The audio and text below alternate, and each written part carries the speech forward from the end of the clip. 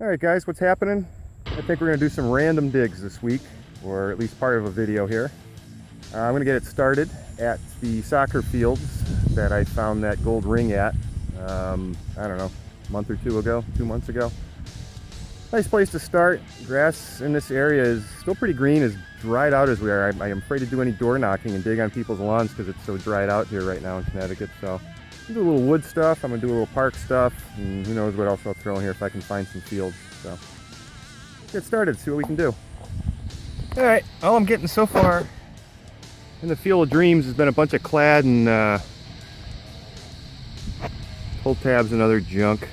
Stuff you'd expect at a soccer field, but that's the old barn. It was part of the original fields. There's a soccer field down there that's been dug out. There's really nothing down there. I poked around a minute, so I figured I'd come back up to the fields. It's more level with a barn, and I wound up with that little guy.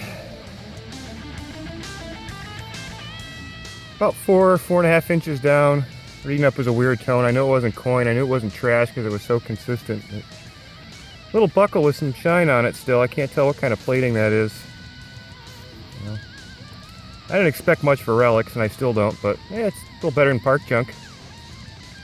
Alright, so my last video with my gear review, I told you the way to identify a split year zinc and copper, which I said was 1981, and I was wrong. Somebody corrected me and said it was, no, it's 1982. So here we go. Here's a 1982 penny. And this one rang up pretty high, 75. So this one is copper. And there you go. Oh, look, it's ringing by itself. But nope. Definitely a copper on that one. Alright guys, here's what an hour in the soccer fields got me for today. No silver, no gold. I had fun. I'm still new enough at detecting. I don't mind getting in the park still and whacking some clad. And that's where all my silver and golds come from pretty much, so I'm not complaining. 6 quarters, 5 dimes, 3 nickels. All of that you got to dig to get those. A few pennies.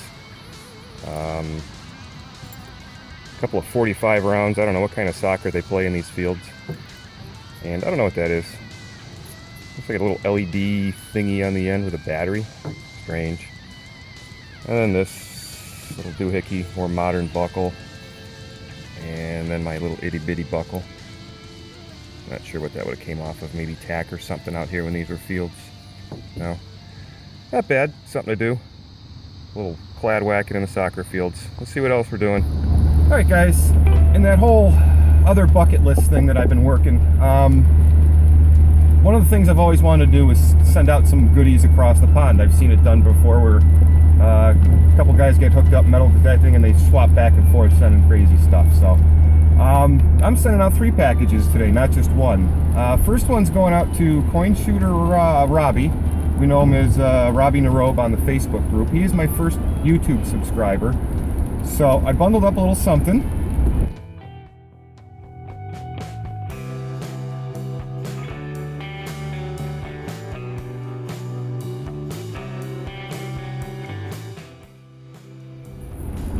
And that's going out in the mail today. Heading out to Germany. Our other friend in Germany, Stefan Wildhagen. We know him as Digging Silence on YouTube. And same thing, I bundled up some stuff for him.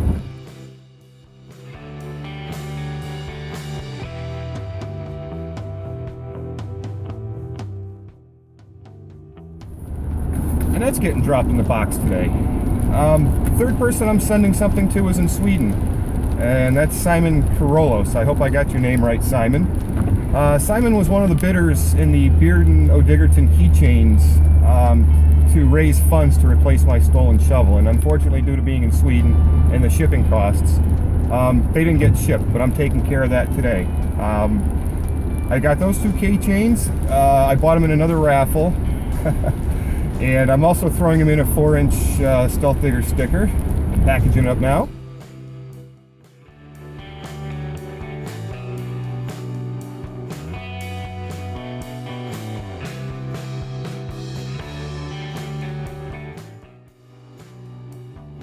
And that's getting dropped in the mail today as well. So it's gonna be fun. Maybe I'll get something back. If not, hey, it's all part of the metal detecting hobby and I'm enjoying doing it. It's something for fun. So let's see what else happens during this episode. Randomness. Because, yeah, some other fun stuff happened that I don't want to give it away yet, but I've got some unboxing to do again. And we'll see ya. Alright guys, we got some mailbox goodies this week. Let's take a look.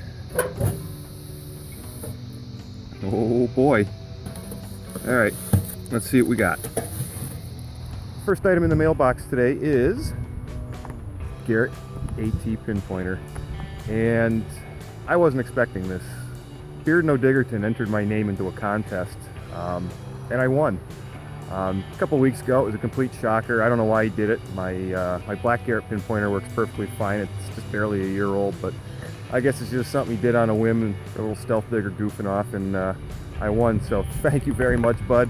My black one, I don't know what we'll do with. Maybe we'll donate it to the Stealth Shack as a backup. Maybe we can find somebody who needs a pinpointer. I don't know, but thank you, Stealth Brother. Always watching our backs. And coincidentally, second item in the mailbox is a whole pile of AA batteries. I saw a contest that somebody was giving away a whole mess of these things. I don't know what there are in here, 72 AA's. And I entered in a couple of slots. I saw Bearden had also entered the contest as well. I wound up winning, but since he's such a nice guy, got me a pinpointer, he gets the batteries. So I'll send these up to you in another day or two, Mr. Bearden, and enjoy.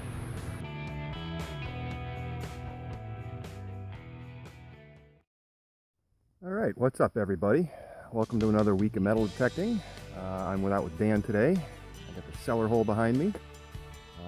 This is probably our third stop of the day. Stop number one produced some goodies for Dan. I kind of skunked out. He got a nice Connecticut copper dandy and something with some gold gilt. That was at a small cabin site. I really had to poke around to find it. Then we moved along, just because there's not a lot of these cabin sites. You can always go back to it since it's overgrown. But been here about 15 minutes, maybe 10. And I got my first signal. Let's take a look. Up under some major rootage there, about 5 inches down. Got myself this nice little button. I think it's plain. I don't see anything on it. Shank's crushed, but it's intact. So we'll take it. Time to move along and see what else this site's going to produce. Alright, I am still orbiting the hole, about 3 minutes out from that button, and I got that. Almost looks like a spoon handle. A little concave to it. It's got a hole in it, so. Alright, let's see if I can get a close-up of this. Nice paper nest in the ground. They're nice and docile. I'm not getting bothered by them. I just walked by it. It looks like a bear or something took a little swipe at this. These are the same yellow jackets that were around me when I thought I had that copper. You can see them all sitting down in there. So, I'm not going to play around anymore. That's something you got to eyeball. Always watch the ground when you're digging. I just about came over and swung right over that, and that's not good. So we're going to leave those guys alone and keep moving. Alright, about 10 minutes since my last find, and what I thought was going to be a button.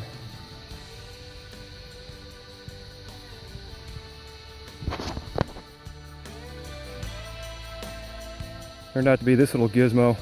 I don't think it's old. So, poop. On we go. Alright, we're still meandering around over in this property here. Dan's over there, he just got another copper. I just got a nice little signal about 4 inches down. I thought it was going to be something good, but it turned out to be this.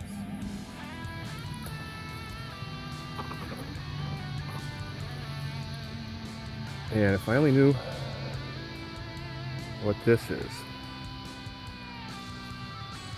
Give me a good button tone. I wasn't sure what it was going to be coming up. There's been another tag there. Alright, next find. A little wandering around some more, and this place is terrible with roots. You got to get through this like 4-inch layer of shallow roots before you can get your fines. And in this case, turns out to be a little suspender clip, all crumpled up. Had some sort of fancy on it. That's dirty. Well, that was pretty deep. That was a good 5-6 inches down, way below those roots. That took some chopping. All right, we are meandering around. Dan's actually having a pretty good day. He's gotten a bunch of buttons. He's up to 2 coppers and some other stuff. Not so much. I'm working a different site now. I'm in the back corner. My favorite thing to do, the back corner of the walls, and I got this interesting little doohickey. Give me a buttony tone. Got some kind of fancy on it. I don't know what this would have been for. Some sort of little cast piece, maybe?